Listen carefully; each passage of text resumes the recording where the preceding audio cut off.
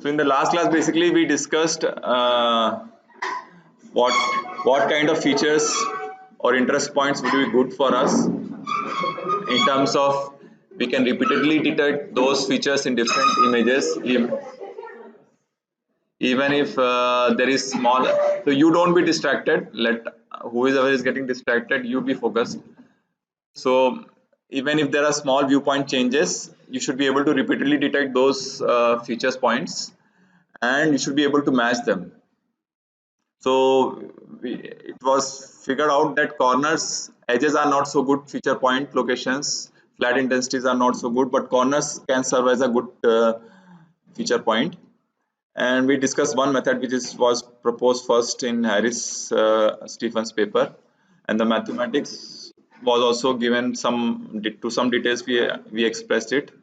If you basically derive a change in appearance as you shift around that location, and we basically came to a conclusion that if we use the Hessian matrix, uh, matrix of the gradients of a patch in xy direction, and then find its eigenvalues, then if both eigenvalues, if both lambda 1 and lambda 2 are large and almost equal, it's not that one is dominant than the other one, then it can be a good corner point.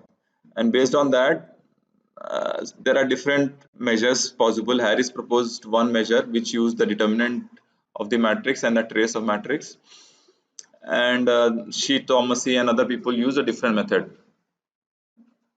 So this thing I have not discussed separately, but I think it's easy enough. You can do it on your own.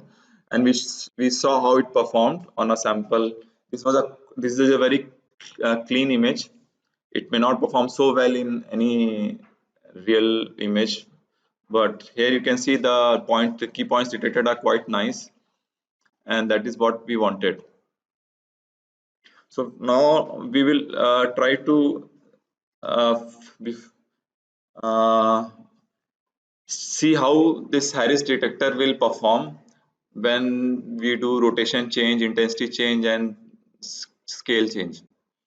So for example, if you rotate the patch as shown here, if you rotate this patch by some angle, what do you think the response of Harris corner detector will be affected? How it will be affected? Will it still work or no? Hmm? So you remember that is why we were using eigenvalues.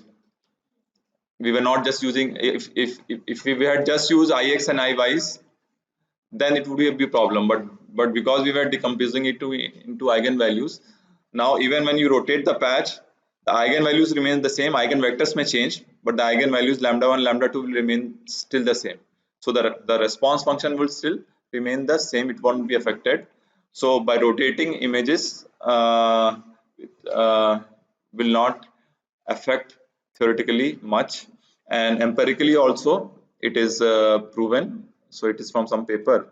So for example, taken an image and rotate it by different degrees up to 180 degree, and running the Harris detector and finding the number of correspondences versus the number of possible correspondences that you could have found, or that is actually the ground truth.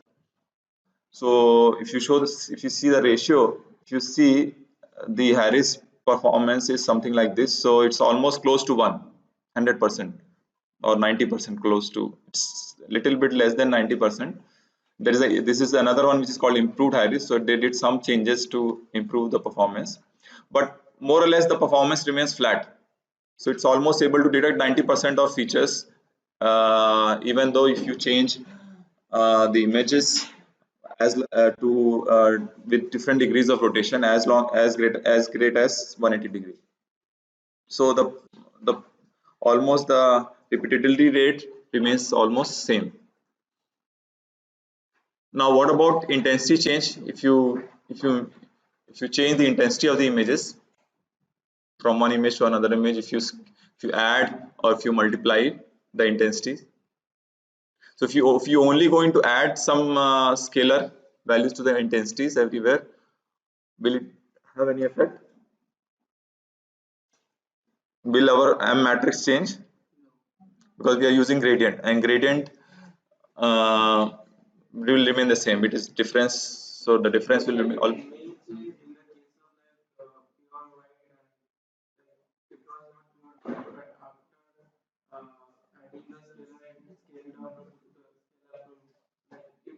The clipping, huh?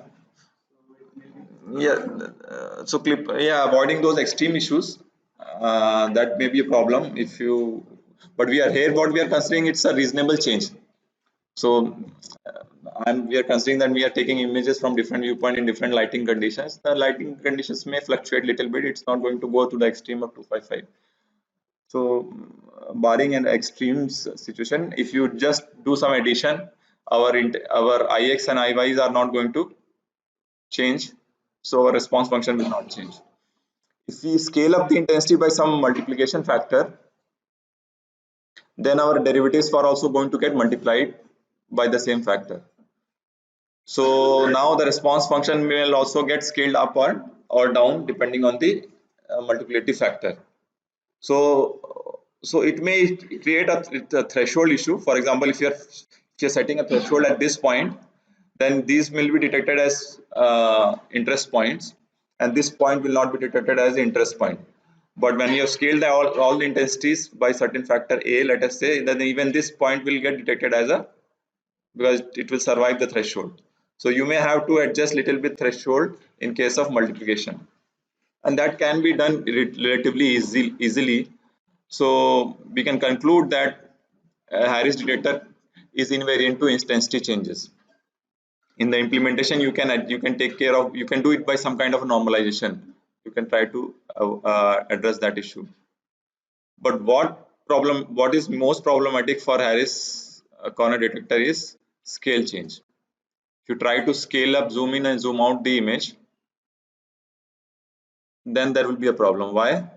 So for example, consider an image patch like this in a region. So when you are moving, when you are taking a neighboring window around this edge, you may call it an edge or whatever, the boundary of our region. Then within that local patch, this will be treated as an edge. So Harris corner will not give a response to it. Similarly, this part will also, these are like edges. But you zoom out this image, if you zoom out this image, then for the same region size, this curve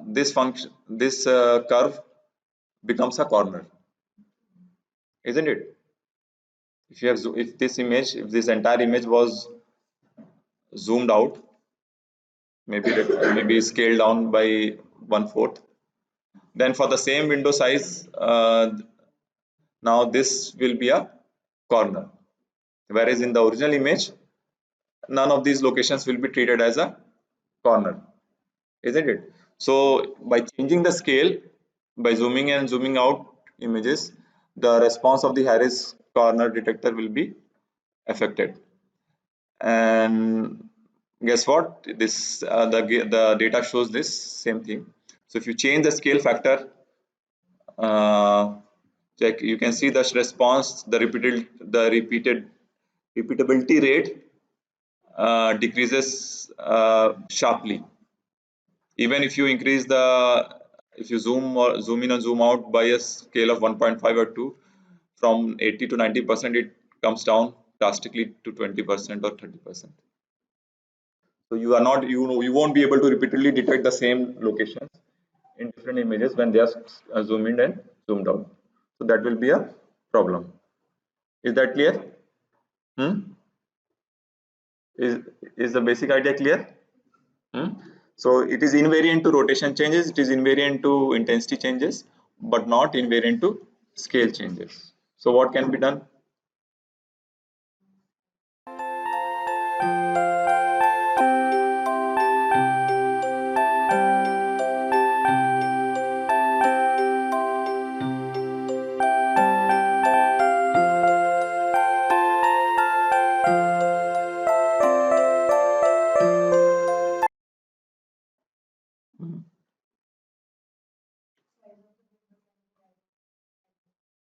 Size of the window can be varied. Okay, good.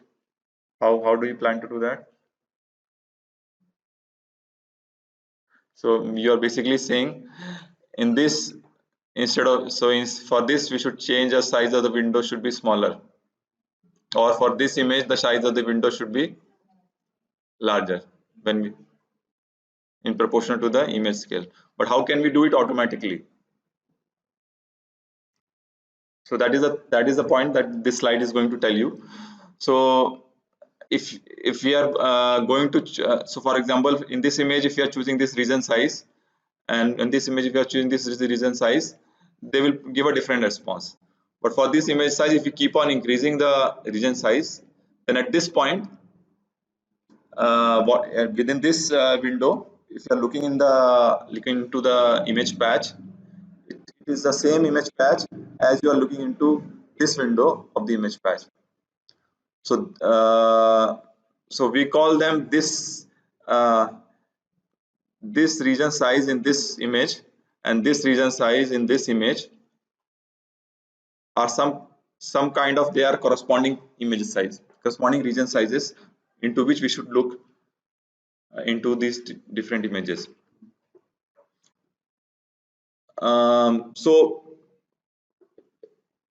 So one thing is, now you try to do it. So you a brute force approach will be choose different image sizes, windows and everything, create all those patches and then do everything.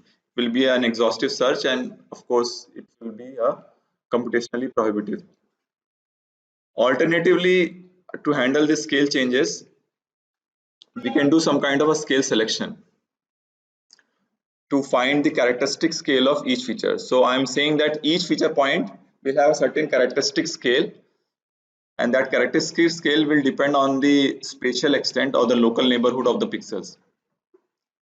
So in this image, for example, the characteristic, if you are considering these feature points, the characteristic scale may be this or this, whereas in a zoomed out or a zoomed in image, the characteristic scale of this feature point may be this. So from here, for example, I may consider different spatial extent around this feature point, and I should be able to come up with an appropriate scale selection. Okay, around this point, I will only look into this radius size window, and for this image, I may do different windows. I can examine different window size and come and independently select that, okay, this size of the window around this feature point is an ideal one. And then if you compare this, probably within this window size, the image content in this window or in this blob is same as the image patch in this size. So if we can do this independently, then we don't have to do that exhaustive search of matching, and we can handle the scale changes more efficiently. So the problem that we are saying is that we need to somehow independently come up with an automatic scale selection in given images are at different scales. So we should be able to somehow come up with the uh, method of selecting the appropriate scale for different images which have been zoomed in or zoomed out by certain scale factor. So how can we do that?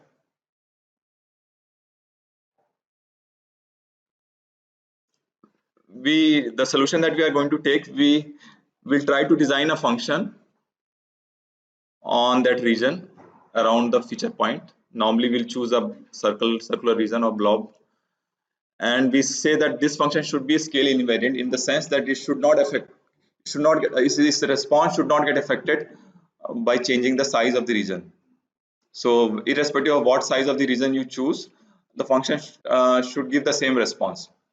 So for example, just for an example sake, let us say if we can choose, our function can be simply an averaging function.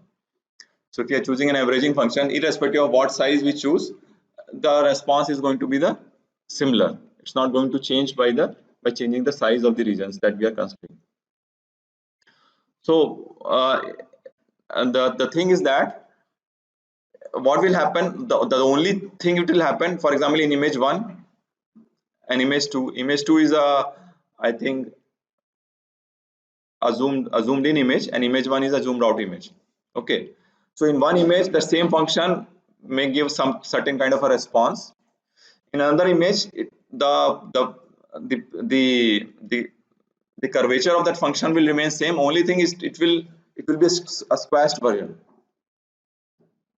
Means in the sense, for example, in this image,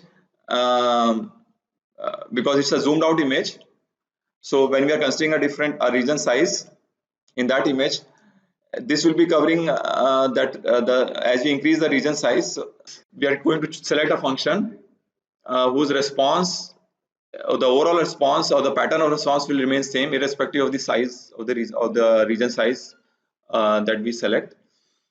Only thing is that if when we apply on one image and another image which have a difference of some scale factor, in one image the response may go slowly, and the other image the response may go little fast. It's like because the content it is covering is faster in one image, and the amount of region that is covering in one image is less as compared to the amount of image that it covers in the other region. That will become more clear later on. And then what we'll do in this function, we have to select a particular region size. Now what kind of region size should we select, which should be unique in both here as well here? You should select some kind of an extrema, because an extrema can be well localized. So in this entire curve, if you say this go somewhere around this curve, on the ascending part you can land on any location, but if you say go on that extrema maximum, you can land at precisely at that location. Similarly here, you can land precisely at this location. Now this size in this image and this size in this image may differ, but these somehow these region size will have certain similar, will have some correspondence in both images. They will be basically looking into the same patch of images, because they are producing the same response by the same function f here as well as here. So they are going to be covering the same spatial location, spatial extent in both images. So now let us take it more graphically, then it will become more clear. So for an example here, let us say we have taken this image here, and this is a zoomed in image which has been scaled by a factor, some certain factor. Now let us say we are looking at particular interest point location at this here, and the same interest point location in this image is here. Okay, so I'm going to change the size of this region, and that is getting plotted here in the x-axis, and the response of the function is plotted on the y-axis. Okay, so for at this location, that function may, whatever that function, I'm not telling about that function right now. Let us say that on this location that function is going to give a particular response here, and on this location is going to give a particular response here. If I increase the region size in both images, the same function here, it may give a response here, it is going to give a response here. So here it is climbing up more rapidly. Here it is climbing, it will be climbing little slowly because it is already a zoomed in version. So the amount on the for the same size of the region, this is covering a more larger patch here, and this is covering a smaller patch here. So here the function, the variation in the function will be more gradual, and here the variation in the function will be more rapid, isn't it? So that is going to happen as we go on changing the region size. Okay, but if we select this maxima, look the region size for this maxima and this maxima, and look into the content of this region size in this image and this region size in this image, you can see the extent of the image patch that is being covered by this region size in this image and by this region size in this image is almost similar. It's kind of a corresponding patch. And another example, if you see here, this gives some more drastic clarity here. So we are choosing some interest point here on some top of the chimney here, and if you select the extrema here, and if you this scale basically corresponds, the scale here is basically the radius of this window size. and the scale here is the radius of this window size. And if you see that the image patch is within this circle and the image patch within this circle, it is basically covering the same church and this same church